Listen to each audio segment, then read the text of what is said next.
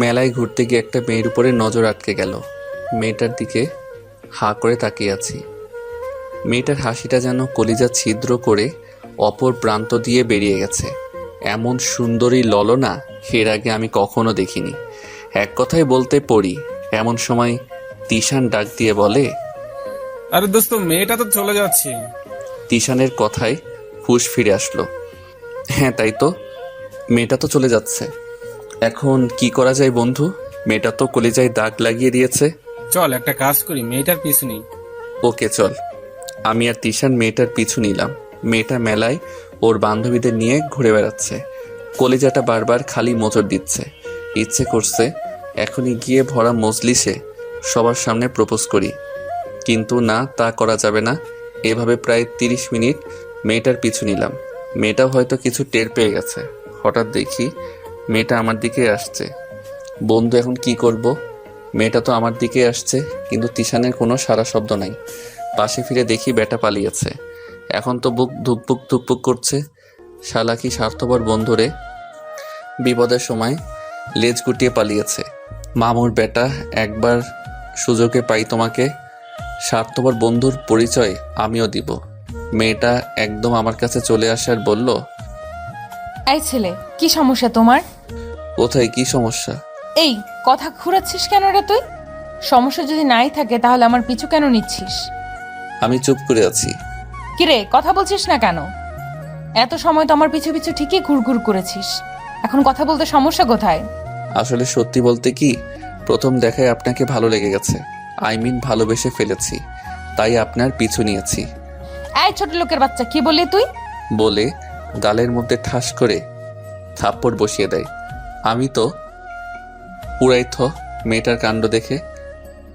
মেলার অনেক মানুষ আমার দিকে তাকিয়ে আছে। লজ্জায় একদম মাথা কাটা যাচ্ছে। এই তোর কত বড় সাহস যে তুই আমাকে ভালোবাসার কথা বলিস? দেখতে তো পুরো ফকিন্নির মতো লাগে। তোর কোনো যোগ্যতা আছে আমাকে ভালোবাসার? আমার বাবা কি করে জানিস? আমার বাবা হচ্ছে ওসি। আর তোকে দেখতে তো মনে হয় কৃষকের ছেলে, গাইয়া কোথাকার। তারা তোর ব্যবস্থা করছি। পাপাকে এখনই ফোন দিচ্ছি। লকআপে ঢুকিয়ে যখন কোষে কয়েকটা দিবে, এমনি প্রেমের ভূত মাথা থেকে চলে যাবে। মেয়েটা ওর বাবাকে ফোন করে আসতে বলে। কি করব কিছুই মাথায় কাজ করছে না। লোকজন জড়ো হয়ে গেছে। মানুষজন সবাই আমাকে চিড়িয়াখানার পশুর মতো ঘুরে ঘুরে দেখছে। মাথা নিচে নামিয়ে রেখেছি। এমন সময় একটা পুলিশের গাড়ি আসে আর তার থেকে মোটামুটি একটা বয়স্ক লোক নেমে আসে। যতটুকু সম্ভব উনি মেয়েটার বাবা। মেয়েটা দৌড়ে ওর বাবার কাছে চলে যায়। পাপা, ওই ছেলেটা আমার সাথে অসভ্যতাম করেছে। আমার দিকে আঙ্গুল দেখিয়ে দিয়ে বলল, এই ছেলে আমার মেয়ের সাথে অসভ্যতম করা? চল বেটা, তোকে থানায় নিয়ে তোর খাতির জন্য করছি।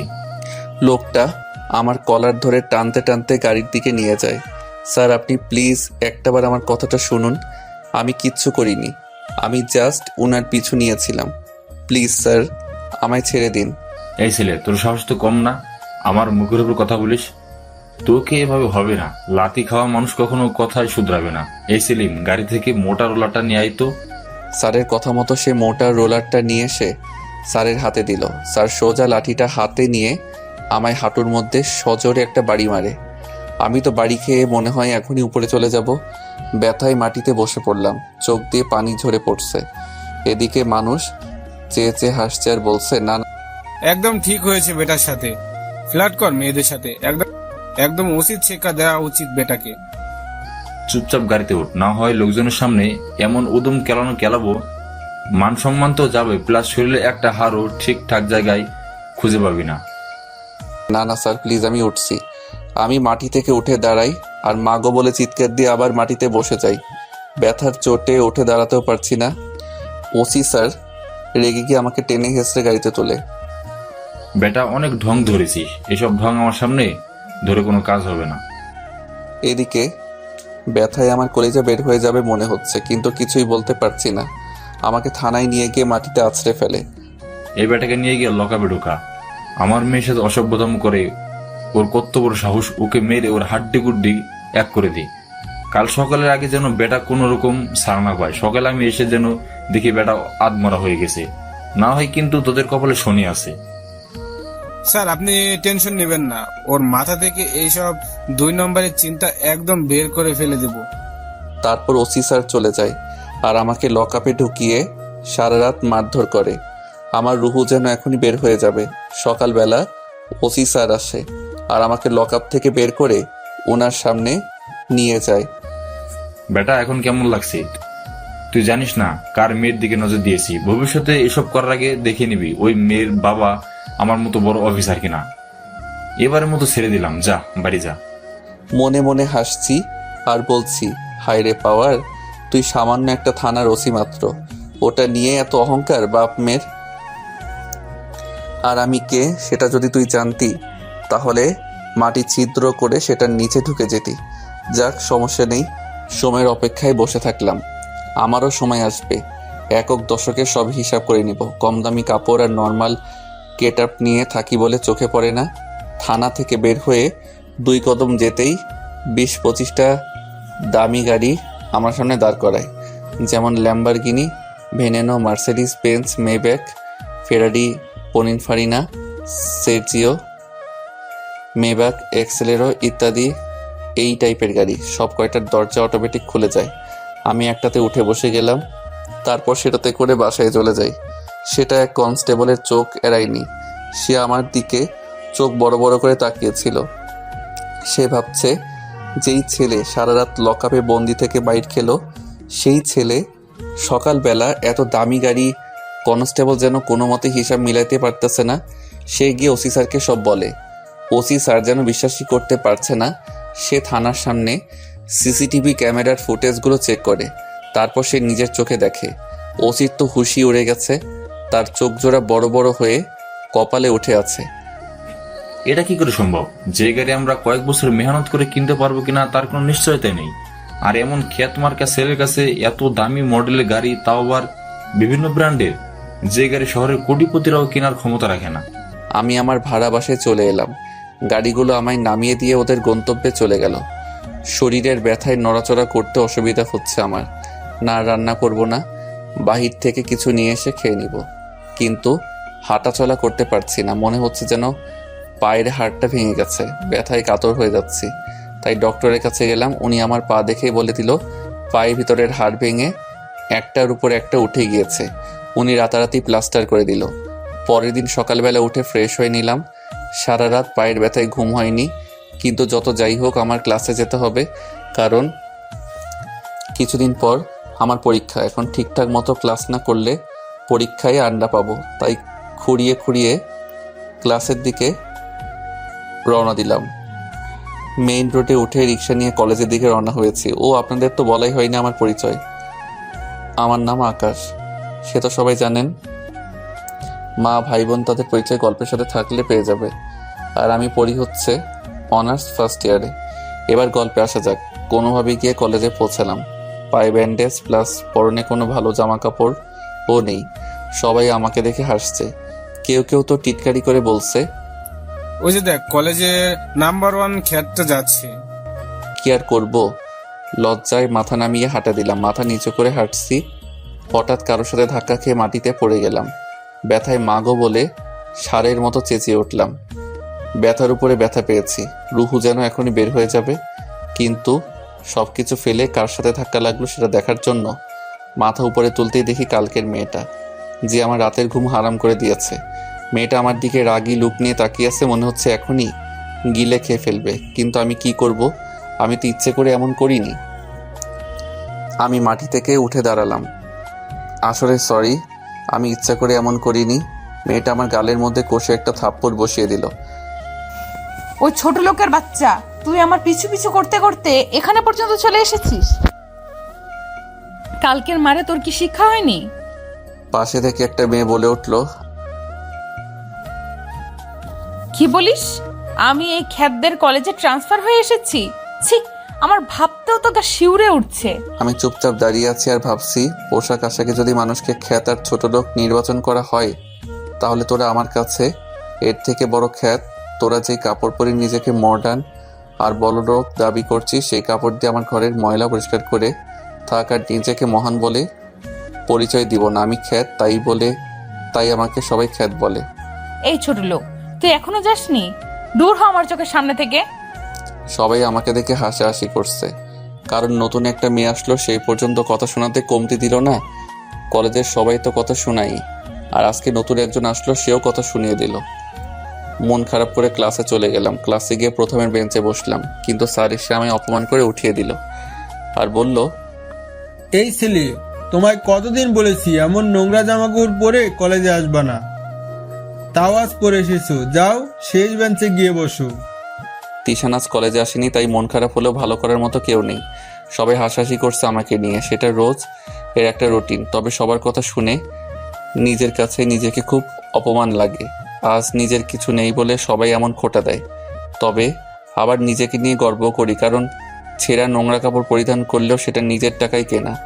ক্লাস শেষ করে ভাঙা পা নিয়ে বাসার দিকে রওনা দিলাম। হেঁটেই যেতে হবে, পকেটে টাকা নাই।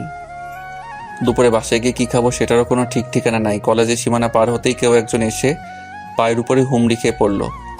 ভাই, আপনি আমাদেরকে বাঁচান, আপনি ছাড়া আমাদের কোনো অস্তিত্বই নাই। প্লিজ ভাই, আপনি আবার আগের রূপ ফিরে আসেন। না রে ভাই, তার হবে না। তোদের ভাই মরে গেছে বলে মুচকে একটা হাসি দিয়ে বাসার দিকে রওনা দিলাম।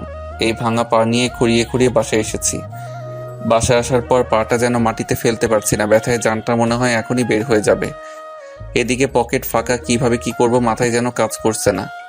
না, পাশের দোকানটাতে গিয়ে দেখি বাকি দেয় কিনা। বাসা থেকে বের হতেই দেখি সেই ছেলেটা যে আমার পা চেপে ধরেছিল। আমি ওকে দেখেও না দেখার ভান করে দোকানে গিয়ে মামাকে বললাম, মামা আমাকে কিছু খাওয়ার জিনিস দিন, পরে টাকা হলে বিল দিয়ে যাব। দেখো মামা, আমার দোকানে অল্প টাকার মাল, তার মধ্যে যদি তোমাকে বাকি দেই আমার পেট চলবে কিভাবে? শরমে মাথা নত করে ঘরের দিকে চলে এলাম। একটু পর দেখি কেউ একজন দরজায় বাড়ি দিচ্ছে। গিয়ে দরজা খুলে দিলাম। দরজা খুলে দেখি সেই ছেলেটা দাঁড়িয়ে আছে, হাতে অনেকগুলো খাবার নিয়ে। এই কি রে, তোর কি চাই? বললাম না আমি আর আগের রূপে ফিরে যাব না। ভাই, আপনি যাই করেন, কিন্তু আমি আপনার সাথে থাকতে চাই। আপনি চলে আসার পর থেকে আমাদের অবস্থা নরকে পরিণত হয়ে গেছে। শহরের কোনো জায়গায় গিয়ে থাকতে পারছি না।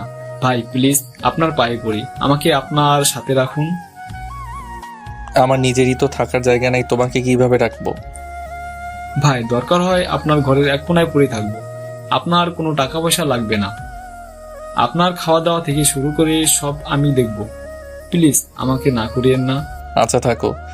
ছেলেটার নাম সিয়াম, সে আগে আমার কাজের সাথী ছিল, তাই না করলাম না। ভাই, আপনার জন্য কিছু খাবার এনেছি, সেগুলো খেয়ে নিন।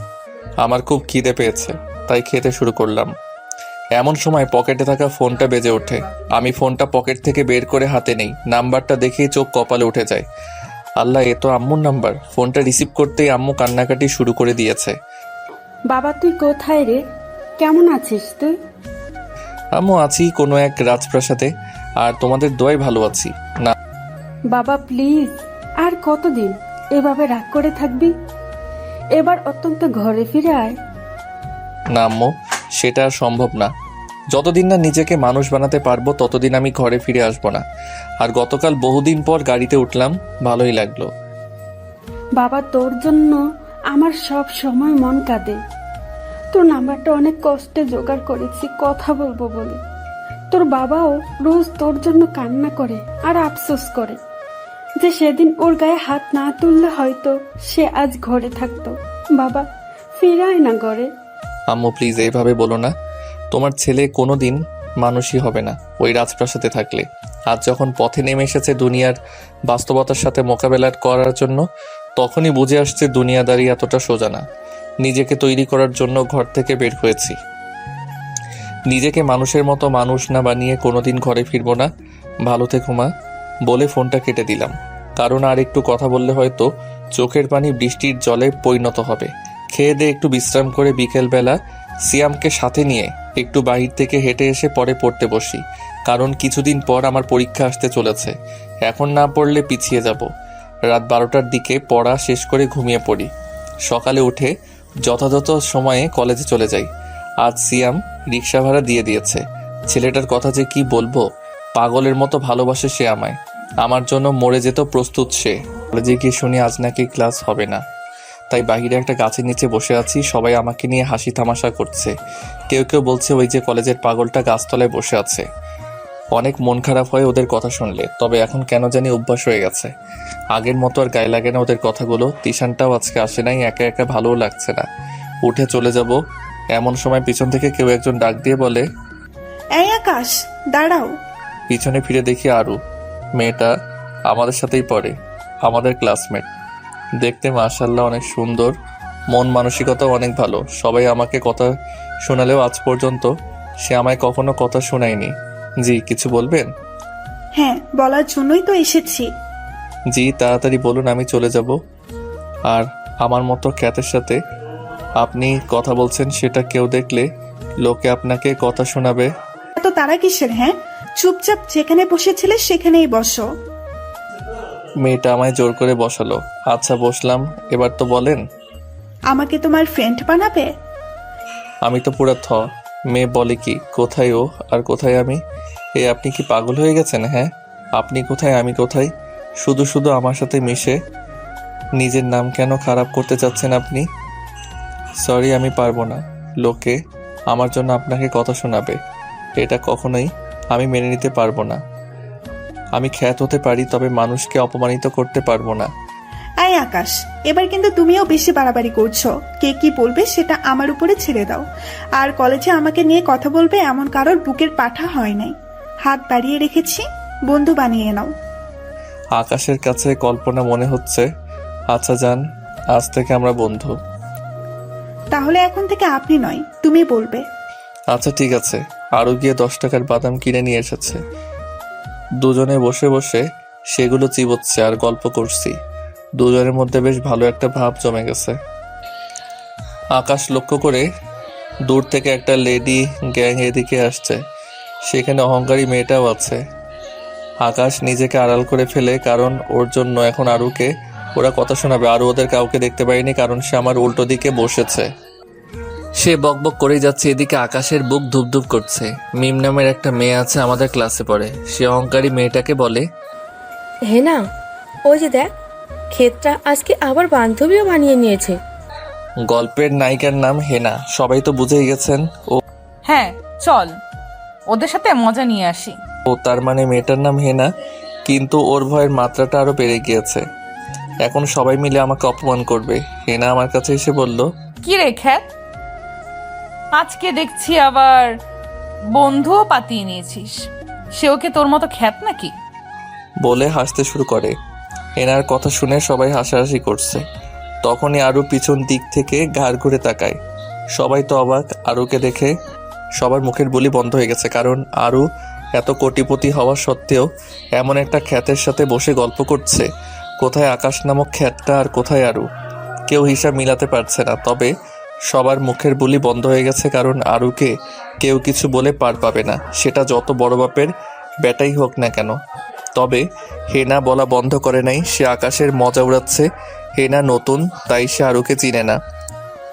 এই মেয়ে, আর একবার যদি আকাশকে নিয়ে কিছু বলেছো, অবস্থা খারাপ করে ছেড়ে দেব। তুমি যত বড় বাপের বেটাই হও না কেন, আমি কাউকে পরোয়া করি না। সে তোমার বাপের টাকাই খায় না, তোমার বাবার টাকাই পড়েছে, তুমি ওকে কথা শোনাচ্ছ। হেনা আরুর কথা শুনে রেগে লাল হয়ে গেছে। এই মেয়ে, তোমার কেন এত গায়ে লাগছে? আমি বলছি তোমার এত কিসের সমস্যা? আমার অনেক সমস্যা, কারণ সে আমার বন্ধু। সো মুখ সামলে কথা বলো। আমি তো আরুর কথা শুনে হা হয়ে আছি। দেখা যাবে এই ফকিন্নির সাথে কয়দিন বন্ধুত্ব থাকে। আর শোন ছোট লোক, তোকে আমি দেখে ছাড়বো। দেখে নিয়েছো, এখন ভাগো। হেনার আগে ফসফস করতে করতে সেখান থেকে চলে যায়। আর আমি হা হয়ে আরুর দিকে তাকিয়ে আছি। কেমন দিলাম? কি বলবো, ভাষা খুঁজে পাচ্ছে না। Thank you. আরে বন্ধু বান্ধবের মাঝে নো থ্যাঙ্কস, নো সরি। তুই সত্যি অনেক ভালো একটা মেয়ে। দুজনে অনেকটা সময় আড্ডা দিয়ে বাসায় চলে আসে। আমার আজ খুব খুশি লাগছে, একটা ভালো বান্ধবী পেয়েছি, আর তার উপরে নাম্বারও দিয়ে দিয়েছে। বাসায় এসে দেখে সিয়াম খাওয়া দাওয়া সব রেডি করে ফেলেছে। যাক, ভালো হয়েছে, আর রান্না করতে হবে না। তারপর সে কাপড় চোপড় নিয়ে ফ্রেশ হতে যাবে। ঠিক সেই সময় ফোনটা আবার বাজা শুরু করে। সে কাপড়গুলো ওয়াশরুমে রেখে সে ফোনটা রিসিভ করে। হ্যালো, কে বলছেন? আমি বাইজিৎ, থানার দারোগা বলছি। আপনি কি আকাশ মাহমুদ? হ্যাঁ, হব একজন। কি দরকারে ফোন দিয়েছেন সেটা বলেন। আপনার ছোট ভাই মুন্না এখন জেলে বন্দি। তাকে শহরের ছেলেদের সাথে গ্যাঞ্জাম করার সময় আটক করেছি। ওকে অনেক মারধর করে ছেলেপেলেরা, তাই তাকে বাঁচিয়ে এনে থানায় আটক করে রেখেছি। আর থানার মধ্যেই ওর ট্রিটমেন্ট চলছে। আকাশের তো মাথা 100-তে 100 গরম হয়ে যায়। ওর কলিজার ছোট ভাইকে কে মেরেছে, কার এত বড় সাহস? না, আমার আবার আগের রূপে ফিরে যেতে হবে। এই বেশভূষা ছেড়ে আবার নিজের ক্যারেক্টারে ঘুচে যাব। আর অনেক মানুষকে অনেক কিছু দেখানোর বাকি আছে। আকাশ মাহমুদ কি সেটা এখনো কেউ জানে না। উপরে দেখতে খ্যাত হলেও ভিতর থেকে পুরো আগুনের গোলা। আকাশ রানাকে ফোন করে, রানা তুই কোথায় রে? রানা হচ্ছে শহরের নামকরা মাস্তান। এই যে ভাই, একটা গ্যাঞ্জামে আসছি ভাই, সমস্যা নাই বলেন। মুন্নাকে নাকি গত রাতে কারা মেরেছে? ভাই আসলে কি যে বলবো, শহরের কিছু ছেলেপেলেরা মিলে একটা দল পাকাইছে, রেক্স নামের। ওদের সাথে ঝামেলা হয়েছে নাকি ওর। তোরা থাকতে কিভাবে ওকে মারলো আমি না হয় নাই, কিন্তু তোরা কোন মরা মানুষের লোম ছিঁড়তেছিস? ভাই প্লিজ আপনি রাখবেন না, আমি দেখছি মুন্নার কি হয়েছে, আর ওদের 12টা বাজাচ্ছি আমি। আপনি নিশ্চিন্তে থাকুন। ওকে ফোন রাখলাম বলে ফোনটা রেখে দেয়। মেজাজ পুরো মাথায় উঠে আছে। আমার অবর্তমানে আমার ছোট ভাইদেরকে মেরে যায় এত বড় সাহস? না, নিজের রূপ পরিবর্তন করতে হবে, না হয় কেউ ভালো থাকতে দিবে না। কিন্তু পরক্ষণে মনে পড়ে সে কেন ঘর ছেড়েছে। ঘর ছাড়ার উদ্দেশ্য কি? সে যদি আবার এগুলোর মধ্যে নিজেকে জড়ায় তাহলে তার এই ত্যাগ বৃথা যাবে। না, দুনিয়াদারি যেই দিকে যাবে যাক, আমাকে মানুষের মতো মানুষ হতে হবে। তারপর সে ফ্রেশ হতে চলে যায়। ফ্রেশ হয়ে এসে খাবার খেয়ে একটু বিশ্রাম নেওয়ার প্রিপারেশন নেয়, তখনই আরও ফোন করে। এই আকাশ, কি করো? খাবার খেয়েছো? হ্যাঁ, এই তো খেয়ে দে মাত্র শুতে যাব। ডিস্টার্ব করলাম না তো? আরে পাগল, কি বলছো এগুলো? ডিস্টার্ব কেন হতে যাবে? আচ্ছা বলো, তুমি খেয়েছো? হ্যাঁ খেয়েছি, আরো অনেক আগে। আচ্ছা শোনো, তোমায় যেই জন্য ফোন করেছি, আজ বিকেলে একটু ঘুরতে বের হবো, রেডি থেকো। আমার পা তো ভালো না, কি করে ঘুরবো? আরে আমি আছি না, আমি তোমায় ধরে থাকবো, আর দুজনে মিলে অনেক ঘুরবো। আচ্ছা ঠিক আছে, এবার একটু বিশ্রাম নেই তাহলে। ওকে, টাটা। বলে লাইন কেটে দেয়। কিন্তু আকাশের একটা জিনিস মাথায় কাজ করছে না। হঠাৎ আরও কেন ওর সাথে এত ঘনিষ্ঠ হতে চাচ্ছে? এর পিছনে কি কোনো কারণ আছে? দূর যাই হবে হোক, এত মতলব খুঁজে লাভ নেই। ফোন রেখে দিয়ে একটু বিশ্রাম নেওয়ার চেষ্টা করলাম। বিকালবেলা আরুর ফোন পেয়ে ঘুম ভাঙলো। তুমি কোথায়? রেডি হয়েছো নাকি? কি? না, এখন মাত্র ঘুম থেকে উঠলাম তোমার ফোন পেয়ে। আচ্ছা আমি গাড়ি নিয়ে আসছি তোমার বাসার সামনে, এই সময়ের মধ্যে তুমি রেডি হয়ে নাও, তুমি রেডি হয়ে নাও। আচ্ছা তা ঠিক আছে, কিন্তু আমার বাসা কোথায় সেটা তুমি জানো? হ্যাঁ জানি, আমি অনেক আগ থেকেই জানি তুমি কোথায় থাকো। আরুর কথা শুনে আকাশের টনক নড়ে উঠল। এই মেয়ের অন্য কোনো মতলব নাই তো? ধুর, কি ভাবছি আমি ওর নামে উল্টাপাল্টা। আচ্ছা ঠিকানা জানলে চলে এসো, আমি ফ্রেশ হচ্ছি। আকাশ উঠে ফ্রেশ হয়ে নেয়, পরে একটা শার্ট বের করে গায়ে দেয়, পুরাতন শার্ট। আল্লাহ জানে আরও কি মনে করবে, কিন্তু কি করব, আমার তো আর শার্ট নেই। দুইটাই শার্ট, একটা কলেজের আর একটা বাসার। একটু পর আরও বাসার নিচে এসে হর্ন বাজালো। আচ্ছা সিয়াম, তো একটু থাক, আমি বাইরে যাচ্ছি, আমার আসতে হয়তো একটু সময় লাগবে। আচ্ছা ভাই, সমস্যা নাই। আকাশ তারপর বাসা থেকে নিচে নামে, পরে আরুর গাড়ি করে দুজনে মিলে ঘুরতে বের হয়। আচ্ছা আরু, আমরা কোথায় যাচ্ছি? শুরুতে আমরা পার্কে ঘুরবো, পরে দুজনে রেস্টুরেন্টে খাবো, পরে আমার কাছে তো টাকা নেই। আরু চোখ গরম করে আকাশের দিকে তাকায়। এই কি হয়েছে, এভাবে চোখ বড় বড় করে তাকিয়ে আছো কেন? এই ছেলে, কি সমস্যা? হ্যাঁ, তোমার কাছে টাকা আছে কি নাই সেটা তোমাকে একবারও জিজ্ঞাসা করেছি? আর তোমার টাকা দিয়ে আমার কাজ কি? তোমায় আমি ঘুরতে এনেছি, সমস্ত খরচ আমার। কথা কম বলবে একদম। রাখবো না তো কি করব? তুমি এই এত রেগে যাচ্ছ কেন? রাখবো না তো কি করব? তুমি সবসময় নিজেকে এত ছোট করে দেখো কেন? হ্যাঁ, নেক্সট টাইম এসব কথা শুনলে হবে খালি মুখ থেকে। মনে মনে ভাবছি, বাবা গো কি রাগ। এই নামো, পার্কে এসে পড়েছি। তারপর দুজনে গাড়ি থেকে নেমে পার্কের ভিতরে ঢুকলাম। সবাই আমার দিকে ঘুরে ঘুরে তাকাচ্ছে। ফার্স্টে বুঝতে না পারলেও পরে ঠিকই বুঝে নিয়েছি মানুষ কেন বারবার আমার দিকে ঘুরে ঘুরে তাকাচ্ছে। কারণ আমাকে দেখতে একদম পুরো খ্যাত লাগছে। আর আরুকে হুড়পড়ির মতো। কিন্তু আরুর সেই দিকে কোনো ভ্রুক্ষেপই নাই। আমার পোশাক আশাক নিয়ে যেন তার কোনো মাথা ব্যথাই নেই। বাকি মানুষে আমাকে নিয়ে নানান মন্তব্য করে চলেছে। এই চলো ওই দিকটাই গিয়ে বসি। তারপর দুজনে গিয়ে ওই পাশে একটা খালি জায়গা ছিল, সেখানে গিয়ে বসলাম। দুজনে বসে বসে গল্প করছি। বেশ অনেকটা সময় গল্প করলাম। এই চলো, অনেকটা সময় হয়ে গিয়েছে, এবার গিয়ে কিছু খাবো। আরু আমাকে একটা রেস্টুরেন্টে নিয়ে গেল। এই কি খাবে? তোমার যা ভালো লাগে অর্ডার করো। আরু তার নিজের পছন্দ মতো অর্ডার করলো। খাওয়া দাওয়া করে বলল, এই চলো। এখন আবার কোথায় যাবে? মলে যাব, আমার কিছু কেনাকাটা করতে হবে। আচ্ছা চলো। গাড়ি স্টার্ট করে শপিং মলের সামনে গিয়ে থামলো। পরে দুজনেই মলে ঢুকলাম। মলের ভেতরে এসি লাগানো, ঠান্ডায় মাইগ্রেনের সমস্যা করছে, হাত পাও ঠান্ডা হয়ে আসছে আমার। আরও আমার না খুব সমস্যা হচ্ছে এসির বাতাসে, মাইগ্রেনের সমস্যা করতেছে। আচ্ছা দাঁড়াও। আরু ব্যাগ থেকে একটা চাদর বের করে দিয়ে বলল, নাও, এটা নাকে মুখে পেঁচিয়ে নাও। আঙ্কেল আরু চাদরটা নিয়ে নাকে মুখে পেঁচিয়ে নিলাম। এবার একটু বেটার ফিল হচ্ছে। আরু আমাকে নিয়ে একটা দোকানে ঢুকলো। আঙ্কেল ভালো কোয়ালিটির কয়েকটা প্যান্ট দেখান তো আমার। মামুনি কার জন্য দেখাবো? সাইজটা একটু বলো। অর সাইজের লাগবে। আমি আরুর কথা শুনে অবাক হয়ে যাই। এ আরু, তুমি কি করছো? আমার জন্য প্যান্ট কিনছো কেন? আরু চোখ রাঙিয়ে আকাশের দিকে তাকাই, বলল, এই ছেলে, বেশি কথা বলতেছো মনে হয়, অবস্থা কিন্তু খারাপ করে ছেড়ে দেব। আমার মুখের উপরে কথা বল। আরু আকাশের জন্য দুইটা দামি প্যান্ট আর দুইটা শার্ট কিনে বলল, এই নাও, এগুলো তোমার জন্য। কাল থেকে যদি কলেজে ওইসব পড়ে আসো খারাপ হবে। মানুষ তোমাকে কথা কেন শোনাবে? হ্যাঁ, আকাশ কি বলবে কিছু বুঝে উঠতে পারছে না, কারণ আরুকে সে যত দেখছে ততই অবাক হচ্ছে।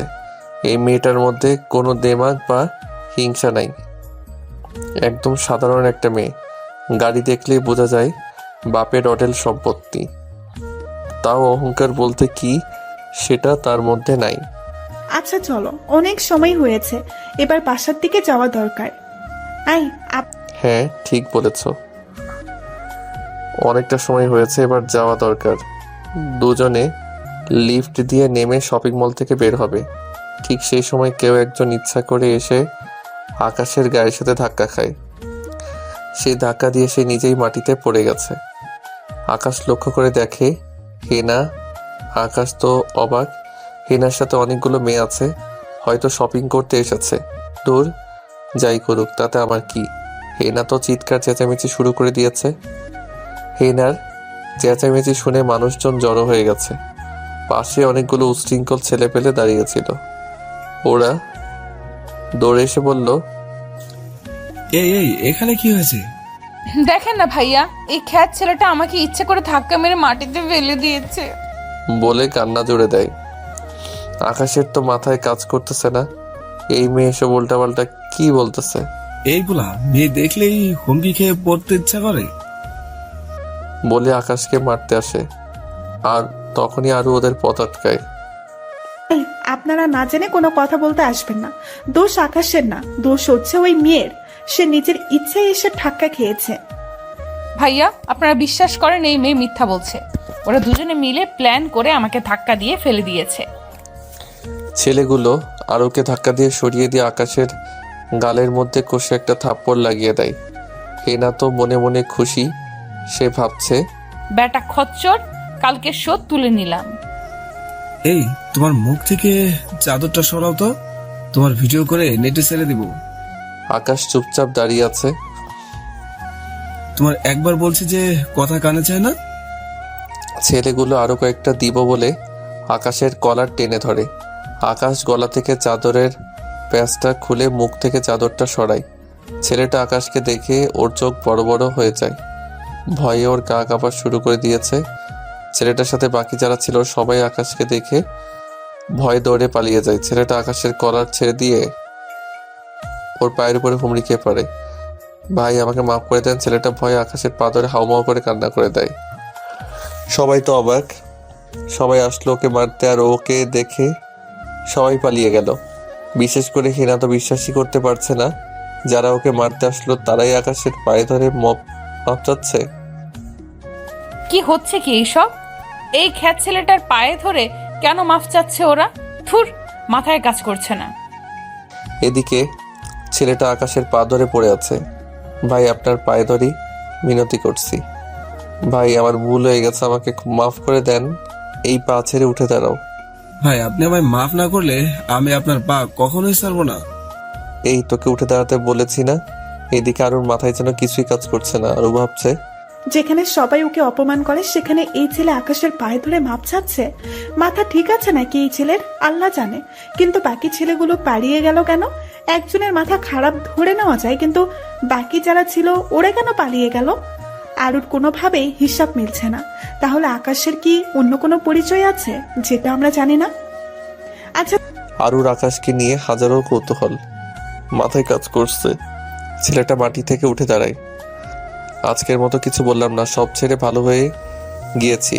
না হয় তোরা তো জানিস যে তোদের মৃতদেহ দেখে এত সময় মানুষের কান্নার রোল পড়ে যেত। ভবিষ্যতে যদি এমন ভুল দেখে ওই দিন এই ভুবনে তোদের শেষ দিন হবে। ভালো থাক, চললাম। এই আরু চলো বলে আরুকে নিয়ে শপিং মল থেকে বের হয়ে যাই। সমস্ত কিছু যেন হেনার মাথার উপর দিয়ে গেল। ছেলেটার ভয়ে এখনো হাত পা কাঁপতেছে। কি ভাই, ওকে মারতে গিয়ে নিজেরাই ভয়ে কাবু হয়ে গেলেন? আপনারা 4 জন আর খ্যাতটা একা ছিল, তাও আপনারা ওকে মারতে পারলেন না? শুরুতে তো অনেক বীরবল দেখিয়েছেন। ছেলেটা হেনার গালের মধ্যে কষে একটা থাপ্পড় বসায় দেয়। হেনা থাপ্পড়ের টাল সামলাতে না পেরে ফ্লোরের উপরে গিয়ে পড়ে। এই মেয়ে তোর গোষ্ঠী মারি, আর একটা শব্দ বের করবি মুখ দিয়ে তাহলে তোকে থাপড়াতে থাপড়াতে এখান থেকে মেরে ফেলবো, এখানেই মেরে ফেলবো। ফাজিল মেয়ে কোথাকার, নিজের জীবন নিয়ে বেঁচে ফিরেছিস এতে শুক্রিয়া। এ মেয়ে তুই জানিস এই ছেলেকে? কি তার পরিচয়? আমি কেন, আমার মতো 100 ছেলেবেলে আসলেও ওর শরীরের পশম বাঁকা করতে পারবো না। আজকে তোর জন্য নিজের জীবনটা ঝুঁকিতে ফেলে দিয়েছিলাম। দোষ ভাইয়ের না, দোষ তোর। তুই ইচ্ছা করে ভাইকে ধাক্কা দিয়েছিস। সোজা এখান থেকে কেটে পড়, না হয় আর একবার যদি আমার চোখের সামনে পড়িস তাহলে তোকে খুন করে দেব। হেনা ভয়ে শপিং মল ছেড়ে বের হয়ে যায় বান্ধবীদেরকে নিয়ে। কিন্তু হেনা ভিতরে ভিতরে রাগে ফসফস করছে আর ভাবছে, একে তো শপিং করতে পারে নাই, দ্বিতীয়ত এই খ্যাত আকাশের জন্য অপরিচিত একটা ছেলের হাতে থাপ্পড় খেলাম। সব এই খ্যাত আকাশের দোষ। বেটাকে আমি ছাড়বো না, তোর জন্য মার খেয়েছি, তোর শেষ দেখেই ছাড়বো আমি। আর শালা ফকিন্নির বাচ্চা কি বলল, ওর মতো 100 ছেলে পেলে আসলেও এই খ্যাতটার কিছু করতে পারবে না। আরে 100 ছেলে পেলে কেন, খ্যাতটাকে আমি নিজেই সাইজ করব। অন্যদিকে আরু গাড়ি ড্রাইভ করছে, আকাশ চুপচাপ বসে আছে। এমনিতে আরুর মাথায় তো আকাশকে নিয়ে হাজারো কৌতূহল, তার মধ্যে ছেলেটাকে বলা আকাশের শেষ কয়েকটা কথা তাকে আরো ভাবাচ্ছে। সে শিওর আকাশের কথা শুনে যে আকাশের কোনো লুকানো অতীত আছে। আকাশ চুপচাপ গাড়িতে বসে আছে, মন মেজাজ একদম বিগড়ে আছে। আকাশের কচু পড়া দুনিয়ায় মানুষগুলো এত আজীব কেন? আমি ভালো থাকলে ওদের শরীরে এত জ্বালা করে কেন?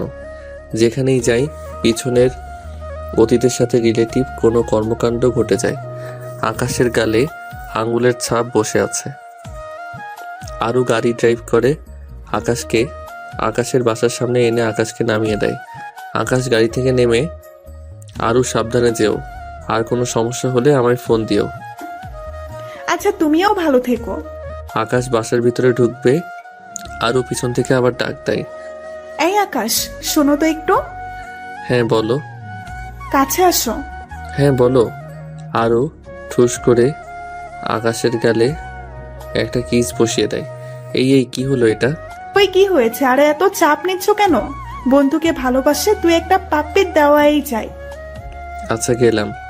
আমি বাসার ভিতরে চলে আসি, আরও চলে যাই। আমি এসে দেখি সিয়ামও বাসায় নাই। আমি ফ্রেশ হয়ে নাস্তা করে পড়তে বসলাম। একটু পরেই সিয়াম চলে এসে বলল, ভাই আপনার গায়ে নাকি কে হাত দিয়েছে, কিন্তু তাও নাকি আপনি তাদেরকে ছেড়ে দিয়েছেন। কি রে, তুই কি করে জানলি? ভাই আমি আপনাকে নিজের চাইতেও বেশি ভালোবাসি। আপনার গায়ে হাত দিয়ে কিভাবে বেঁচে যাবে? আপনার গায়ে হাত দিয়েছে আর আমি ওকে ছেড়ে দেব, সেটা আপনার মনে হয়? আরে তোরা কি কখনো মানুষ হবি না? তোদের নিয়ে আর পারি না। আমি যেইখানে কিছু করিনি সেইখানে তুই কেন উল্টাপাল্টা করতে যাবি? এটা তো কম ভাই, আপনার গায়ে আঘাত করবে এমনটা জানতে পারলেও তার জীবন কেড়ে নেব। আকাশ জানে ওদের যত মানা করুক কিন্তু কাজ হবে না। বেটাদের খেল খতম করে দিয়েছে সিয়াম। আচ্ছা আমার পড়তে হবে, তুই কোনো কাজ থাকলে শেষ কর। আকাশ পড়ায় মন দেয়, পড়া শেষ করে রাতের বেলায় খাবার খেয়ে ঘুমিয়ে পড়ে। কিন্তু অন্যদিকে হেনার চোখের ঘুম কেড়ে নিয়েছে আকাশ। ওকে আজ মাইর খাইয়েছে খ্যাটটা, তাই হেনা মনে মনে ভাবছে কিন্তু একটা জিনিস মাথায় কাজ করছে না, আকাশকে মারার পর সে কোনো রিয়াক্ট করলো না কেন? ছেলেটা দেখতে খ্যাত হলেও ওর মধ্যে ভালো কিছু গুণ আছে। থুর, আমি ওই খ্যাতটাকে নিয়ে কি সব উল্টাপাল্টা চিন্তা ভাবনা করছি। তবে খ্যাটটার কোনো একটা দিক হেনাকে দুর্বল করে দিচ্ছে। আকাশকে সে কোনোভাবেই তার স্মৃতিশক্তি থেকে সরাতে পারছে না। সকালবেলায় আকাশ ঘুম থেকে উঠে কলেজে চলে যায়। আরও আজ আগে ভাগে চলে আসে। তিশানও আজ কলেজে এসেছে। তিশান আকাশের সাথে আরুকে দেখে তো অবাক। তিশান আরও আমাদের বন্ধুত্বের মধ্যে নতুন জয়েন হয়েছে, ক্লাস শুরু হতে আরও 30 মিনিট বাকি, তাই সবাই বসে বসে আড্ডা দিচ্ছে। এমন সময় হেনা কলেজে আসে। এসেই দেখে তিনজনে একসাথে বসে গল্প করছে। হেনার কেমন জানি একদম গা জ্বলে যাচ্ছে, বিশেষ করে আকাশের সাথে আরুকে দেখে। না দাঁড়া, তোদের ব্যবস্থা করছি। তোদের দুইটাকে আমি কখনোই একসাথে থাকতে দিব না। ক্লাসের ঘন্টা পরে সবাই ক্লাসে চলে যায়। আকাশ আজ আবার সামনে বসেছে। স্যার এসে দেখে আকাশ কাপড় পাল্টেছে, তাই স্যার বলল, যাক, তাহলে এবার নতুন কাপড় কিনে পরিধান করেছো, তাই আর কিছু বললাম না। স্যার কিনেছে না, কেউ ভিক্ষে দিয়েছে। এসব খ্যাত মার্কা ছেলেদের সামর্থ্য আছে নাকি নতুন কাপড় চোপড় কেনার? হেনার কথা শুনে ক্লাসের সবাই সজোরে হেসে দেয়। এই স্টপ স্টপ, এটা ক্লাস, কোনো বিনোদনের কারখানা না। স্যার লেকচার দিতে শুরু করে। সবাই স্যারের কথার দিকে ফোকাস করে, কিন্তু হেনা অন্য কিছু ভাবছে। আকাশকে সে শিক্ষা দিয়েই ছাড়বে, কিন্তু কিভাবে দিবে একটা বুদ্ধি আটে। হ্যাঁ পেয়েছি, এবার বেটা যাবি কই? ক্লাস শেষ করে আকাশ, তিশান আর আরও গাছতলায় বসে বসে আড্ডা দিচ্ছে। এমন সময় হেনা আকাশকে ডাক দেয়। আকাশ শুনেও না শোনার ভান করে আছে। হেনা আকাশের কাছে গিয়ে, এই আকাশ শোনো তো একটু, তোমার সাথে আমার কিছু কথা আছে। আই আকাশ, তুই যাবি না, তোকে আবার অপমান করবে। সরি, আপনার সাথে আমার কোনো কথা নেই, আপনি যেতে পারেন। প্লিজ শোনো, জাস্ট 2 মিনিট কথা বলবো, খুব দরকার। না বলেছি না আপনার সাথে আমার কোনো কথা নেই, আপনি যান এখান থেকে। প্লিজ একটু কথা শোনো না। আচ্ছা, আর আরও তোমরা দাঁড়াও, কি বলে শুনে আসি, এত করে রিকোয়েস্ট করছে। আমি শিওর আবার অপমান করবে। আরে অপমান করলে করুক, আমার সয়ে গেছে। তারপর আমি হেনার কাছে যাই। জি, কি জন্য ডেকেছেন এবার বলেন।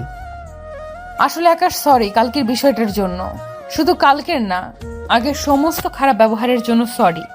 আরে আরে কি করছেন, পাগল হয়ে গেছেন নাকি? আপনি কোথায় আর কোথায়? আপনি হচ্ছেন নসির মেয়ে আর আমি হচ্ছি কোথায় একটা খ্যাত মার্কা ছেলে। আমার কাছ থেকে মাপ চাওয়া আপনার মানায় নাকি? আকাশ জানি তুমি আমার উপরে এখনো রেগে আছো, প্লিজ মাফ করে দাও। তোমায় আর কখনো খ্যাত বলবো না। আচ্ছা যান, মাফ করে দিয়েছি, এবার ভালো থাকেন। বলে চলে আসতে যাবো, এমন সময় হেনা আবার ডাক দেয়। এই আকাশ দাঁড়াও। আবার কি? এত তাড়াহুড়ো কেন তোমার? হ্যাঁ, একটু কথা বললে কি হয় আমার সাথে? আরে আজিব তো, কি বলবো আপনার সাথে? মাপ চাইতে এসেছেন, কাজ শেষ, এরপর আর কি কথা থাকতে পারে? প্লিজ, আমি তোমার বন্ধু হতে চাই, আমাকে তোমাদের বন্ধুত্বের মধ্যে সামিল করে নাও। আচ্ছা আপনি আসলে কোন মতলব নিয়ে এসেছেন বলেন তো? শুরুতে মাপ চাইলেন, এখন বলছেন বন্ধু হতে চান। আসলে ঘটনাটা কি? এক রাতের মধ্যে কি এমন পরিবর্তন হয়ে গেল যে আমার মতো খ্যাতের সাথে ভালো ব্যবহার করছেন? কিসের মতলব থাকবে? আমার কোনো মতলব নেই, আমি তোমার বন্ধু হতে চাই। দূর, আপনার সাথে কথা বলেই বেকার। আপনাকে বন্ধু বানানো ইম্পসিবল কখনোই না। আমার মাথা খারাপ হয়নি যে আপনাকে বন্ধু বানাতে যাব। আকাশ হেনাকে রেখে তিশানের কাছে চলে আসে। হেনাও আকাশের পিছনে পিছনে আসে। এই আরু, আমি তোমাদের বন্ধু হতে চাই। আকাশকে বলেছি, সে আমাকে বন্ধু বানাতে রাজি হচ্ছে না। প্লিজ তোমরা আমাকে বন্ধু বানিয়ে নাও। সরি হ্যানা, মাফ করো, আমাদের আর কোনো বন্ধুর দরকার নাই। এই আকাশ, চল তো বাসায় চলে যাব। যত সব পাগল ছাগলের কারখানা, অপমান করে আসছে বন্ধু বানাইতে। হেনাকে পাত্তা না দিয়ে যে যার মতো বাসায় চলে আসে। হেনা তো রেগে মেগে শেষ। শালা ছোট লোকের বাচ্চা আমার বন্ধুত্বকে ঠুকরে দেয়। তোদের সব কয়টাকে আমি দেখে ছাড়বো। বন্ধু তো আমি হবই, আর খ্যাটটাকে শিক্ষা দিয়েই ছাড়বো।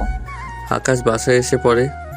বাসায় এসে যখন দরজা ঠেলে ভিতরে ঢুকে, তখন দেখতে পায় পুরো ফ্লোর রক্তে লাল হয়ে আছে, আর একটা হাত কবজি থেকে কাটা ফ্লোরে পড়ে আছে। এটা দেখে তো আকাশের হুশই উড়ে গেছে। আল্লাহ, সিয়ামের কিছু হলো না তো? সে ঠিক আছে কিনা আল্লাহ জানে। তাড়াতাড়ি ঘরের ভিতর ঢুকে দেখি সিয়াম সে ছেলেটাকে চেয়ারের সাথে বেঁধে রাখছে। যে ছেলেটা শপিং মলে আমাকে থাপ্পড় মেরেছিল, ছেলেটার হাত সিয়াম কেটে ফেলেছে। ছেলেটার হাত থেকে অনবরত রক্ত ঝরে পড়ছে, আর ছেলেটা ব্যথায় কাতরাচ্ছে। কিন্তু কি করার, ওর মুখের মধ্যে সিয়াম কাপড় গুঁজে দিয়েছে। না হয় দুনিয়াদারি একদিকে করে ফেলতো চেঁচিয়ে। এই সিয়াম, কি করছিস কি? ভাই, এই জানোয়ারটার কত বড় সাহস! সে আপনার গায়ে থাপ্পড় মেরেছে, তাই ওর হাত কেটে ফেলছি। ওকে মেরে ফেলবো এক্ষুনি। এই তুই পাগল হয়ে গেছিস? হ্যাঁ, আমাকে মেরেছে, আমি মাফ করে দিয়েছি, যা ওকে ছেড়ে দিয়ে আয়। কি বলছেন ভাই? আপনার গায়ে সে হাত তুলেছে আর আপনি বলছেন ওকে ছেড়ে দিতে? হ্যাঁ, আমি বলছি যা ওকে ছেড়ে দিতে। ওকে ভাই, ছেড়ে দিচ্ছি। ছেলেটাকে হসপিটালের সামনে নিয়ে গিয়ে ছেড়ে দিয়ে আসি। আমি দুপুরে খাবার খেয়ে শুয়ে আছি, এমন সময় আরো ফোন দেয়। কি করছো? খাওয়া দাওয়া হয়েছে তোমার? হ্যাঁ হয়েছে, তুমি খেয়েছো? হ্যাঁ খেয়েছি। আচ্ছা ঠিক আছে, তুমি রেস্ট করো, কাল কলেজে আসলে কথা হবে। আচ্ছা বলে ফোন রেখে দেই। তারপর একটু রেস্ট করে বিকালবেলা বাসার নিচে একটু হাঁটাহাঁটি করে কিছুক্ষণ পর আবার বাসায় এসে পড়ি। পড়তে পড়তে বসি, কারণ সামনের পরীক্ষা আসতে চলেছে। এখন পড়ায় ফোকাস করতে হবে, না হয় তার এই ত্যাগ বিফলে যাবে। পড়াশোনা শেষ করে রাতের খাবার খেয়ে ঘুমিয়ে পড়ে।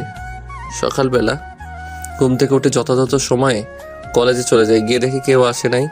কেউ বলতে আরু আর তিশান, এই দুজনের কেউ আসে নাই। তবে সে লক্ষ্য করে হেনা এসেছে, তাই সে নিজেকে আড়াল করে ফেলে, কিন্তু হেনা চোখে ধরা খেয়ে যায়। হ্যাঁ, এটাই সুযোগ ওর সাথে একা কথা বলার, না হয় চামচাগুলো আসলে আর কথা বলতে দিবে না।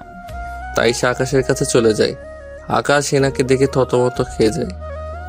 কিন্তু আমি তো নিজেকে আড়াল করে ফেললাম, তাও এই মেয়ে আমায় দেখলো কি করে? হেনা আকাশের কাছে গিয়ে বলে, এই ছেলে, তোমার সমস্যা কি? হ্যাঁ, আমাকে দেখলে এভাবে পালিয়ে বেড়াও কেন? কে কে বলেছে আমি আপনাকে দেখলে পালিয়ে বেড়াই? শোনো, আমি বাচ্চা না, আমি সব কিছুই বুঝি। আচ্ছা, তুমি কি আমায় মাফ করবে না? আমি তো সমস্ত কিছুর জন্য সরি হয়েছি, তাও আমাকে তোমাদের বন্ধু বানাবে না? মানুষ মাত্রই তো ভুল, আর আমিও সেই ভুল করেছি, কিন্তু তার জন্য তো ক্ষমাও চেয়েছি, কিন্তু তুমি আমাকে ক্ষমা করছো না। আরে আজিব, তো ক্ষমা তো করে দিয়েছি। তাহলে বন্ধু বানাতে সমস্যা কোথায়? আপনারা তো মাথা নষ্ট হয়ে গেছে। বন্ধু আর ক্ষমা দুইটা আলাদা জিনিস। তাছাড়া আপনি একজন ওসির মেয়ে, আপনার সাথে আমাদের বন্ধুত্ব কি করে হয়? কোথায় আপনি কোটিপতির মেয়ে, আর কোথায় আমরা ছোট লোক খ্যাত? তার চেয়ে বড় কথা, সেদিনের মায়ের কথা আমার মনে আছে। সারাটা রাত আপনার বাবার হুকুমে 3 চামচগুলো আমি মেরেছে। আমি আর নতুন করে কোনো ঝামেলা চাই না, আর আপনার বাবার কাছে মায়েরও খেতে চাই না। হেনা খাপ করে আকাশকে জড়িয়ে ধরে আর সাথে সাথে কান্না করে বলে, আকাশ প্লিজ, আমায় এভাবে ফিরিয়ে দিও না। আমি কেন জানি তোমার অবহেলা নিতে পারছি না। এই কি করছেন? প্লিজ ছেড়ে দেন, মানুষ দেখলে কেলেঙ্কারি হয়ে যাবে। না, আমি ছাড়বো না। আগে বলো, আমাকে তোমাদের বন্ধু বানাবে? বিশেষ করে তোমাকে বন্ধু বাড়িয়ে তোমার মায়ের খাই সমস্ত দোষারোপ আমার উপরে আসবে যে আপনাকে ফুসিয়ে ফাঁসিয়ে পাগল করে ফেলেছি। না, এমন কিছু হবে না। আমার বাবারটা আমি রেখে নিব। প্লিজ আকাশ, আমাকে ফিরিয়ে দিও না। আচ্ছা ঠিক আছে, ছাড়ো। তিশান আর আরও আসুক, আগে ওদের মতামত কি সেটা দেখি। হেনা ছেড়ে দেয়। একটু পর আরু আর তিশান আসে। হেনা আকাশের পাশে বসে আছে, আরও তো এসে রাগারাগি শুরু। এই আকাশ, এখানে কি হচ্ছে? এই মেয়ে তোর সাথে কেন? কি করব? সকাল থেকে আমার মাথা খারাপ করে দিচ্ছে আমার বন্ধু হবে বলে। আমি বলে দিয়েছি তোরা আসলে দেখা যাবে। এখন তোরা এসেছিস, এবার তোরা বুঝ কি করবি। কি করব? ওর মতো মেয়ে বন্ধু আমাদের চাই না। তিশান, তোর কি মতামত? তিশান প্লিজ না করো না। দেখ, আমি আর কি বলবো, মেয়েটা যেহেতু সরি বলেছে সেদিক থেকে একটা সুযোগ দেয়া যায়। আর বন্ধুই তো হতে চেয়েছে, এর থেকে বেশি কিছু তো আর না। দেখ, ওকে বন্ধু বানিয়ে নিজের বিপদ ডেকে আনিস না আকাশ। বাদ দে আরু, সে আমাকে মেরে ফেলবে অতি জোর গেলে। থাক, মরে যাবো, এর চাইতে বেশি কিছু তো আর না। সে এখন এত করে বলছে, একটা সুযোগ দেওয়া দরকার। আচ্ছা ঠিক আছে, তুই যা ভালো মনে করিস। তারপর হেনা সবার বন্ধু হয়ে যায়। সে আরু, তিশান, আকাশ সবার সাথে একটা ভালো সম্পর্ক বানিয়ে ফেলে। কিন্তু আকাশকে নিয়ে মনের মধ্যে অন্যরকম কিছু একটা ফিলিংস কাজ করে। ইচ্ছে করে আকাশকে নিয়ে সারা জীবন পার করে দিতে। কলেজে এখন কোনো বেস্ট বন্ধু প্যানেল থাকলে সেটা আকাশদের। হেনার বান্ধবীরা সবাই অবাক, মিম তো আরও অবাক। যেই মেয়ে আকাশকে খ্যাত ছাড়া কিছুই ডাকতো না, পদে পদে অপমান করতো, সেই মেয়ে আজ তার বন্ধু। হেনা পুরোপুরিভাবে তার বন্ধু প্যানেল পরবর্তী করে ফেলেছে। আকাশ, তিশান, আরও এই তিনজন বাদে এখন তার আর কোনো বন্ধু নেই। মিম তারপর আরও বাকি যারা ছিল কারোর সাথে কথা বলে না।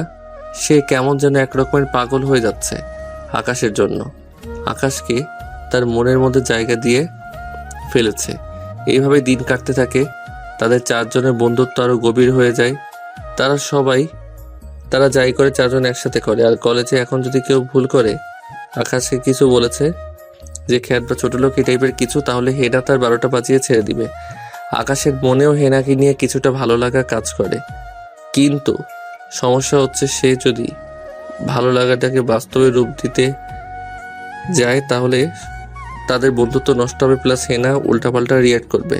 না, থাক, ভিতরেই থাক ভালো লাগা। সে তার ভালো লাগাকে নিজের ভিতরে দমিয়ে রাখে। কিন্তু হেনা আকাশের সাথে সবসময় লেগে থাকে, ওর ভালো মতো সবসময় খোঁজখবর রাখে, খেয়েছে কিনা, নিজের যত্ন নিচ্ছে কিনা রোজ খেয়াল রাখে। আকাশও সেমভাবে হেনার কেয়ার করে। আকাশ হেনার আচরণ দেখে কিছু একটা ফিল করে যে হেনাও তাকে সামথিং কিছু একটা। কিন্তু হেনা তো কখনো মুখ ফুটে বলবে না, কারণ সে মেয়ে, যা করার আকাশকেই করতে হবে।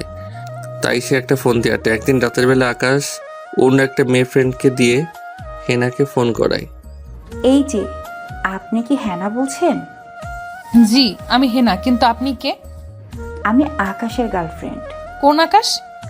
আরে, আপনার বন্ধু আকাশ আছে যে, ওর গার্লফ্রেন্ড। এই মেয়ে, তোর কি মাথার তার মার ছিঁড়ে গেছে? হ্যাঁ, তুই আকাশের গার্লফ্রেন্ড মানে? হেনার তো রাগ উঠে যায়। আরে আরে, আপনি এত রাগ করছেন কেন? আমার কথাটা তো শুনবেন আগে।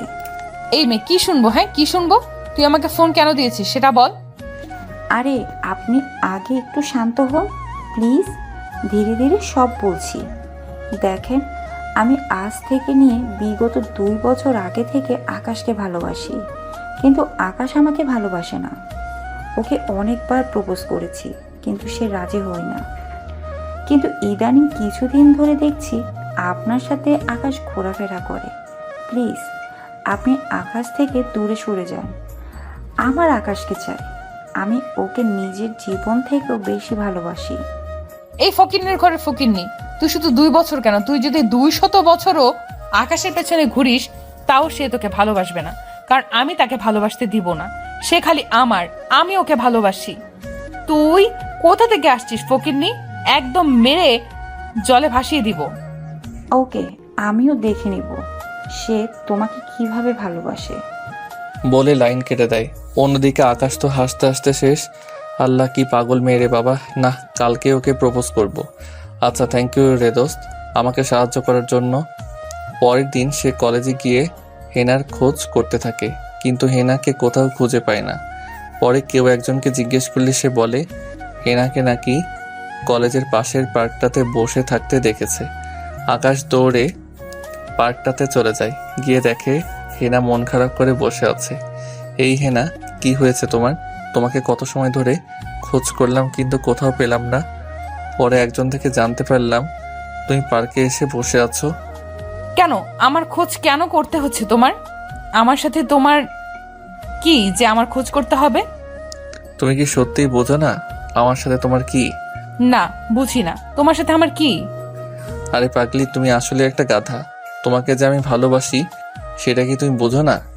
তো তো তো তো কি বলছো কি আকাশ? সত্যি তুমি আমায় ভালোবাসো? হ্যাঁ রে বাবা, আমি তোমায় সত্যি ভালোবাসি। তাহলে প্রপোজ করো। আল্লাহ, এখন প্রপোজ কিভাবে করব? আশেপাশে তো কোনো ফুলও নাই।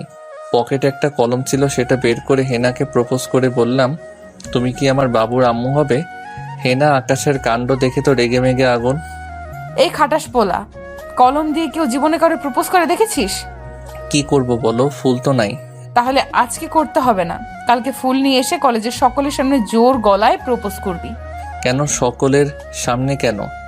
কারণ কেউ যাতে এরপর তোর পেছনে আর ঘুরঘুর না করে। তুই খালি আমার, সেটা যেন সবাই জানে। আর শোন, প্রপোজ করার পর জড়িয়ে ধরবি কিন্তু। আচ্ছা ঠিক আছে। আকাশ পরের দিন সকালবেলা ফ্রেশ হয়ে আরুর কিনে দেওয়া জামাটা পরে, তারপর গোলাপ ফুলের একটা তোড়া নিয়ে কলেজে যায়। হেনা অনেক আগে এসে বসে আছে। এই এত সময় লাগে আসতে? হ্যাঁ, আরে একটু দেরি হয়ে গেছে। আচ্ছা সমস্যা নেই, এবার প্রপোজ করো। একটু বড় গলায়, listen to all of you who are here, I am going to make a special announcement in front of you. এলানটা হচ্ছে যে আমি হেনাকে ভালোবাসি। শুধু ভালোবাসি না, নিজের জীবনের চাইতেও বেশি ভালোবাসি। হেনা, তুমি কি দেবে আমায় একটা সুযোগ তোমায় ভালোবাসার মতো? কথা দিলাম, তোমার এই দুটো হাত কখনোই ছাড়বো না। হেনা পা থেকে জুতাটা খুলে ঠাস করে জুতোর বাড়ি বসায় দেয় আকাশের গালে। আমি তো পুরা অবাক। কলেজের সবাই আমার দিকে হা হয়ে তাকিয়ে আছে। কি রে ফকিনের বাচ্চা, তোর সাহস কি করে হয় আমাকে প্রপোজ করার? নিজের চেহারাটা ভালো করে কখনো আয়নায় দেখেছিস? ছোট লোকের বাচ্চা চলে এসেছিস আমাকে প্রপোজ করতে। হেনা, তুমি আমার সাথে মজা করছো তাই না? কলিজা, আমি জানি তুমি আমার সাথে মজা করছো। হেনা জুতোটা দিয়ে আরেকটা বাড়ি লাগিয়ে দেয় আকাশের গালে আর বলে, এই ছোট লোক, মজা করব মানে? কিসের মজা তোর সাথে? বলেছিলাম না ওই দিন তোকে আমি দেখে ছাড়বো? আমাকে অপমান করা, তার উপরে আমার লোকের কাছে থাপ্পড় খাওয়ানো। কি ভেবেছিস আমি এত সহজে সব কিছু ভুলে যাব আর তোকে ছেড়ে দেব? ছোট লোক, তোর নিজেকে নিজে ভালোবাসার মতো পয়সা নেই। কি সব কম দামি জামা কাপড় পরিধান করেছিস আর চলে এসেছিস আমাকে ভালোবাসতে? খ্যাত গাইয়া কোথাকার। আমি মাটির দিকে চেয়ে আছি আর চোখ দিয়ে জল ঝরছে।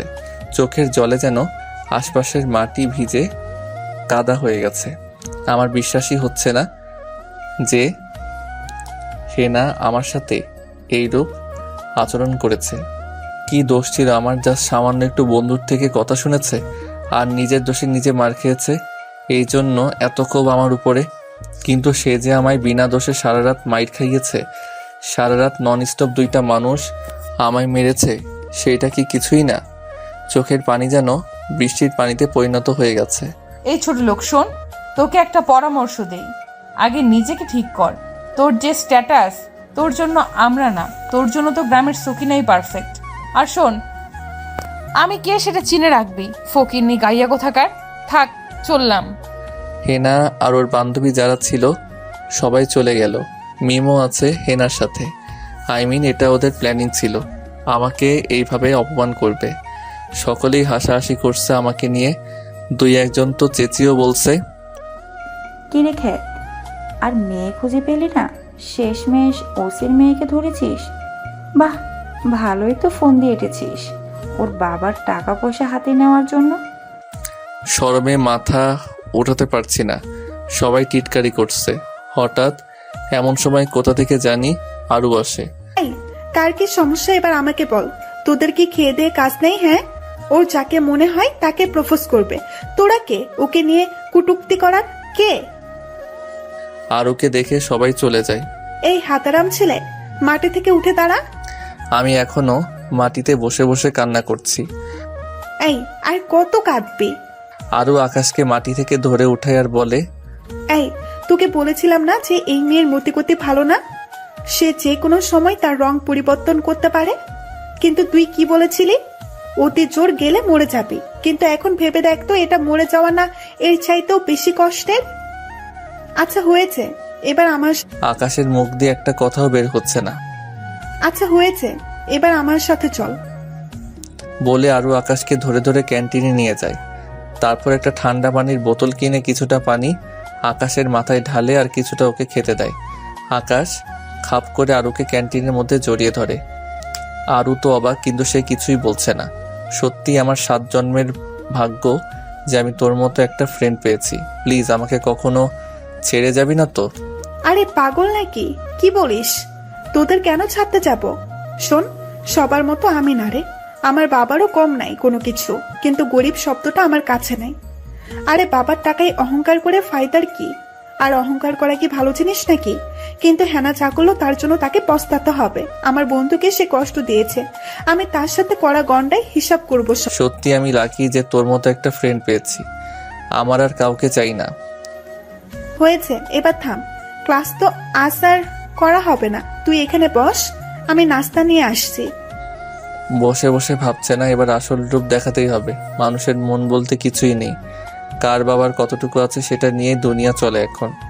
আরে হেনা, তোর বাপ মাত্র একটা থানার ওসি। তোর বাবার মতো 10টা ওসিকে আমি আকাশ প্যান্টের পকেটে রাখি। আর আমার বাবার কথা না হয় বাদই দিলাম, আর একটু ধৈর্য ধরো, তারপর বুঝতে পারবে। এই ছেঁচটাকে তো আকাশ মাহমুদকে। এদিকে আরও নাস্তা নিয়ে আসে। আমার খাওয়ার কোনো ইচ্ছা নেই, কিন্তু আরুর জোরাজুরিতে খেতে হচ্ছে। আর মরার তিশান একদিন ক্লাসে আসলে 10 দিন আসে না। কিভাবে যে ওরা কি করবে আল্লাহ জানে। আচ্ছা দোস্ত, হেনা এমনটা কেন করলো? ছোট একটা কারণে সে আমাকে এত বড় শাস্তি দিল। শোন, ওদের কাছে ছোট বড় নাই, বাবার টাকা আছে দেখে নিজেকে অ্যারিস্ট ক্লাস মনে করে, আর বাকি সবাই খ্যাত। আর সে তোকে কখনোই ভালোবাসেনি, সে তোকে মুর্গা বানিয়েছে প্রতিশোধ নেওয়ার জন্য। এটাই মূল কারণ। এটা আমি অনেক আগেই বুঝেছি, কিন্তু কিছু বলিনি, কারণ তুই আমায় খারাপ ভাববি। দোস্ত, আমি এখন কি করব? কি করবি জানিস না? অপমানের প্রতিশোধ নিবি, যেমন কুকুর তেমন মুকুর। আরো কি বলিস? ওর বাবা থানার ওসি, আর তার চেয়ে বড় কথা, ওর থেকে অপমানের প্রতিশোধ কিভাবে নিব? তাহলে শোন, মেয়েদের মন গলাতে 2 মিনিটও লাগে না। সে তোকে যতই ফ্যাক লাভ করুক না কেন, এখন তুই তাকে রিয়েলাইজ করাবি দূর থেকে। সেটা আবার কিভাবে? শোন, ওকে এক কথায় চ্যালাস করাবি। সে যখন দেখবে তুই অন্যের সাথে রিলেশন করছিস, তখন তার ভেতরে নাড়াতে উঠবে। আর সে তো তোকে সহ্য করতে পারে না। তাহলে তুই যে রিলেশন করিস সেটা যদি সে জানে, তাহলে বোস আর কতটা ফাটবে। সবই ঠিক আছে, কিন্তু আমার সাথে রিলেশন কে করবে? আমি করব। আরে কি বলছিস কি উল্টাপাল্টা? আরে এত সেন্টি খাচ্ছিস কেন? রিয়েল তো করবো না, জাস্ট ওকে বাজানোর জন্য করাবো। দেখিস ওর কতটা ফাটে। আর শোন, তুই 2-3 দিন কলেজে আসবি না, তারপর আমরা আমাদের রোল প্লে করব। কলিজা, তোমাকে ওকে, তাহলে তারপর দুজন দুজনের মতো বাসায় চলে যায়। সময় কাটতে থাকে। আকাশ টানা 1 সপ্তাহ কলেজে যায় না। এদিকে হেনার কেন জানি খুব খারাপ লাগছে। কাকে যেন সে খুব মিস করছে। সব সময় হতাশাগ্রস্ত হয়ে থাকে সে। কোনো কিছুতেই যেন আগের মতো আর শান্তি নাই। সে রাতের বেলায় শুয়ে শুয়ে ভাবছে, যে আকাশকে সেদিন এইভাবে অপমান না করলেও পারত। ছেলেটা যেমনই হোক, মনটা অনেক ভালো। সেদিন যখন কেউ বন্ধু বানায়নি, আরও তিশান সবাই বলেছে আমি ওর বিপদ ডেকে আনবো, কিন্তু সে বলেছে অতি জোর গলায় মরে যাবে। তাও সে আমাকে ওদের মতো ফিরিয়ে দেয়নি। থুর, কি সব ভাবছি আমি। আমার মাথা একদম নষ্ট হয়ে গেছে ওই খ্যাত ছেলেটার জন্য। না, ছেলেটার কাছে মাফ চাওয়াই উচিত, কিন্তু ছেলেটা তো আজ 1 সপ্তাহ ক্লাসে আসে না। ওর কাছে মাফ চাইবো কিভাবে? না, কাল দেখি কলেজে আসি কিনা। হেনা সকালে উঠে নাস্তা করে আগের ভাগে কলেজে চলে যায়। আরুর প্ল্যান মোতাবেক আজ আকাশও কলেজে যায়। সবাই আকাশকে বাঁকা চোখে দেখছে। আরু আর আকাশ দুজনে একটা জায়গায় বসে আছে। ক্লাসের এখনো ঘন্টাখানিক বাকি। এদিকে হেনা কার কাছ থেকে যেন জানতে পারে আকাশ এসেছে কলেজে। সে আকাশের খোঁজ করতে করতে এসে দেখে আকাশ আর আরও একটা গাছের নিচে বসে আছে। আকাশের কাঁধের মধ্যে আরু মাথা হেলান দিয়ে রেখেছে। আরু লক্ষ্য করে যে হেনা ওদেরকে খেয়াল করছে, তাই আরুও অভিনয় শুরু করে দেয়। তোমাকে ওই হ্যানা কথা শুনিয়েছে, অপমান করেছে, কিন্তু আমি কখনো তোমার সাথে এমনটা করব না, কারণ আমি তোমায় খুব ভালোবাসি। আরে পাগল, হ্যানা এসেছিল। হেনার তো রাগে মেজাজ খারাপ হয়ে যাচ্ছে। হেনা ভাবছে, শালা শাকচুন্নি, তুই ভালোবাসলে কি হবে নাকি? আকাশ তো তোকে ভালোবাসতে হবে। আর তোর যা খুশি কর না, কিন্তু আমার নামটা কেন বেঁচে খাচ্ছিস? আমার তো আগামাথা কিছুই বুঝে আসছে না। আরু কি পাগল হয়ে গেল নাকি? হেনার আগে গজগজ করতে করতে সেখান থেকে চলে যায়। আরে পাগল, হ্যানা এসেছিল। ও বুঝেছি, এনার মাথা তো ফুল গরম, সে ক্লাস না করে বাসায় চলে যায়। শালা লুচ্চা পোলা, তোরা যা করবি কর, তাতে আমার কি? এইভাবেই দিন কাটতে থাকে। আকাশ আর আরু এমন অভিনয় করে যে তারা দুইজন লাভার। অন্যদিকে হেনা তো দিন দিন পাগল হয়ে যেতে থাকে আকাশ আর আরুকে একসাথে দেখে। হেনাকে দেখলেই দুজনের অভিনয় শুরু। হেনার শুরুতে খারাপ না লাগলেও পরে হেনা দুর্বল হয়ে পড়ে আকাশের প্রতি। আরুর সাথে আকাশকে দেখলে তার ভিতরে কেন জানি মোচড়ে ওঠে। হেনা বুঝে উঠতে পারছে না সে কি করবে। খ্যাত ছেলেটার জন্য তার ভিতরটা কুকড়ে যাচ্ছে। হয়তো সে আকাশকে ভালোবেসে ফেলেছে। আকাশের সাথে আরুকে সে যেন একদমই এই সহ্য করতে পারে না। না, আকাশ শুধু আমার আর কারণ না, কিন্তু আরু আর আকাশের ঘনিষ্ঠতা দেখে হেনার কেন জানি মনে হয় ওদের দুজনের ভেতরে প্রেমের গভীর শিকড় গজিয়ে গেছে, যা কখনো আলাদা হবে না। কিন্তু হেনাও নাছোড় বান্দা। না, আমিও হার মানব না। ব্যাটা যদি আমার না হয় তাহলে আর কারোর হতে দিব না, ওকে মেরে ফেলবো। আকাশ তো হাসতে হাসতে শেষ। তার এখন খুব শান্তি লাগছে। ভিতর থেকে যে শান্তিটা অনুভব করছে অপমানের প্রতিশোধ নিয়ে, তা কখনো বলে বোঝানো যাবে না। তবে সে লক্ষ্য করেছে যে হেনা তার কাছে আবার ফিরে আসতে চায়, কারণ হেনার চোখের চাহনি দেখলেই বোঝা যায়। কিন্তু সে আর কখনোই ফিরাবে না এবং সে নিজেও পড়বে না এই ছলনাময়ীর সাথে। আর যাই হোক, ভালোবাসা হয় না। এই দিকে হেনা মনে মনে ঠিক করে আকাশকে সে খতম করে দিবে। সে শহরের নামকরা কিলার যে আছে তার কাছে কন্ট্যাক্ট দেয় আকাশকে মেরে ফেলার জন্য। আর হেনা ভাবছে, ফকিন্নি খ্যাত, এবার যাবি কই? তুই আমার ভালোবাসারও যোগ্য না, কিন্তু তোকে নিয়ে মনের মধ্যে একটা সংশয় কাজ করে, তাই তোকে খতম করে দিব। আর এতদিন মানসিক অনেক অত্যাচার করেছিস তোরা দুইটা আমাকে। তোদের ঘনিষ্ঠতা আমার দুই চোখের বিষ। তুই কি মনে করেছিস তোকে আমি ছেড়ে দেব? বলে পৈশাচিক একটা হাসি দেয়। পরের দিন সকালবেলা আকাশ রেডি হয়ে কলেজে আসে। ঘন্টা পড়ে গেছে, তাই সবাই ক্লাস করছে। এমন সময় 10-15টা গাড়ি আসে, যার সব কয়টার মধ্যে ছেলে পেলে দিয়ে ভর্তি। সবার হাতে চাকু, চেইন, ছুরি, বিভিন্ন ধারালোর অস্ত্র নিয়ে আসে। ওরা এসে কলেজে ভাঙচুর শুরু করে আর বলে, এই আকাশ মাহমুদ কি? হেনা তো সেই খুশি। আকাশ, এবার যাবি কই? তোর জম এসে গেছে, তোকে এবার মেরে কুচি কুচি করবে। সবাই তো ভয় শেষ। যাকে সামনে পাচ্ছে সবাইকে মারধর শুরু করছে। তারা আবার বলল, এই বল আকাশকে। ছেলেটা দেখিয়ে দেয় আকাশের ক্লাসরুমটা। ওই যে ওইদিকে আসছে, প্লিজ আমায় ছেড়ে দিন। লিডার যে ছিল সে অর্ডার করে বলে, এই তোরা যা, বেটাকে তুলে নিয়ে আয়। দুইজনকে পাঠায় আকাশকে তুলে আনার জন্য। আকাশের মুখে মাস্ক লাগানো। আরুর তো চোখে পানি চলে আসে, মনে হয় সে এখনই কান্না করে দিবে। ছেলে দুইটা আকাশকে তুলে নিয়ে যায়। ভাই, এই যে মালটারে তুইলা নিয়ে আসছি। লিডার অর্ডার করে বলল, সবাই ইচ্ছা তরফে মার ওরে, মারতে মারতে ওরে মেরেই ফেলবি একদম। সবাই আকাশকে মারতে শুরু করে। সবাই দাঁড়িয়ে দাঁড়িয়ে সিনেমা দেখছে, কিন্তু কেউ সাহায্যের জন্য এগিয়ে যাচ্ছে না। সবাই ইচ্ছা তরফে মারতেছে আকাশকে। হঠাৎ আকাশের মুখ থেকে মাস্কটা খুলে যায়। লিডার আকাশের চেহারাটা দেখে আকাশ ভাই বলে চিৎকার দিয়ে মাটিতে ঝুঁকে পড়ে। আরও কান্না করতেছে আকাশকে ছেড়ে দেওয়ার জন্য, কিন্তু কেউ শুনছে না ওর কথা। অন্যদিকে হেনা তো সেই মজা পাচ্ছে। সে ভাবছে, বেটা তুই আমার না হলে কারোর হতে দিব না। আকাশের নাক মুখ দিয়ে রক্ত পড়তেছে। লিডারটা দৌড়ে এসে আকাশের পায়ে পড়ে যায় আর বলল, ভাই আমাকে মাফ করে দিন। ভাই বিশ্বাস করেন, এটা যে আপনি আমি কখনই জানতাম না। আমার অনেক বড় ভুল হয়ে গেছে। আপনার পায়ে পড়ি ভাই, এবারের মতো ক্ষমা করে দিন। আমি জানি একটু পর হয়তো আমার লাশ পড়ে থাকবে কলেজের মাটিতে, কিন্তু ভাই বিশ্বাস করেন আমি না জেনে ভুল করেছি। সবাই তো অবাক, কি হচ্ছে এইসব? আকাশ তো হিংস্র পশুর মতো হয়ে গেছে। এমন সময় মুন্না আর সিয়াম কোথা থেকে যেন হুট করে চলে আসে, সাথে আরো বিশাল একটা গ্যাং।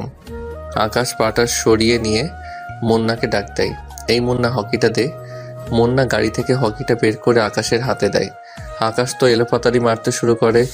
যারা যারা আকাশকে মেরেছে সব কয়টাকে মেরে মাটিতে শুইয়ে দিয়েছে। মুন্না দৌড়ে এসে রকির থোবড়া বরাবর সজোরে একটা লাথি মেরে বলে, উত্তর বাচ্চা, তোর সাহস কি করে হয়? তুই আমার ভাইয়ের গায়ে হাত দিস? তুই শহরে মস্তান হয়েছিস তো কি হয়েছে? বাইকে সেটা কি তুই ভুলে গেছিস? আজ ভাই ভালো হয়ে গেছে, সব ছেড়ে দিছে, তাই বলে তোরা সুযোগটা কাজে লাগাইলি?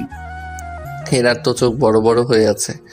কি হচ্ছে কিছুই তার মাথার ভিতরে ঢুকছে না। কিসের ভাইয়ের কথা বলছে ওরা? আর আকাশ মাহমুদ আসলেই কে? হাজারটা প্রশ্ন মাথার মধ্যে ঘুরপাক খাচ্ছে। কলেজের সবার তো হুঁশই উড়ে গেছে, কারণ যে ছেলেকে সবাই খ্যাত ছোটলোক বলে টিটকারি করতো তাকে সবাই ভাই ভাই করছে কেন? আর লিডারটা ওর পায়ে ধরে মাপ চাচ্ছে কেন? এই মুন্না ছেড়ে দে রকিকে। মুন্না তো পাগল হয়ে গেছে পুরা, যে আকাশ ভাইয়ের গায়ে 1-2 টাকার রকি মাস্তান হাত দিয়েছে। মুন্না তো কোনো মতেই নিজেকে শান্ত করতে পারছে না, তাও আকাশের কথাই সে শান্ত হয়ে যায়। এই রকি তোকে কে কন্ট্যাক্ট দিয়েছে? ভাই আপনার কলেজের একটা মেয়ে। ওকে বুঝেছি আমি। ভাই আপনার পায়ে ধরে মাপ চাচ্ছি, আপনি আমায় মাফ করে দিন। সোজা এখন এখান থেকে দফা হ। রকি মাটি থেকে উঠে দাঁড়ায় চলে যাওয়ার জন্য। এমন সময় দেখে যে হেনা দাঁড়িয়ে আছে। রকি হেনার কাছে গিয়ে ওর গালের মধ্যে কয়েকটা থাপ্পড় বসিয়ে দিয়ে বলে, আজ তোর জন্য নিজের জীবন চলে যেত। এই মেয়ে, কন্ট্রাক্ট দেওয়ার সময় কি বলেছিলি? ভাই ছোট লোক খ্যাত দেখে তোকে সহ্য হয় না। আরে নাদান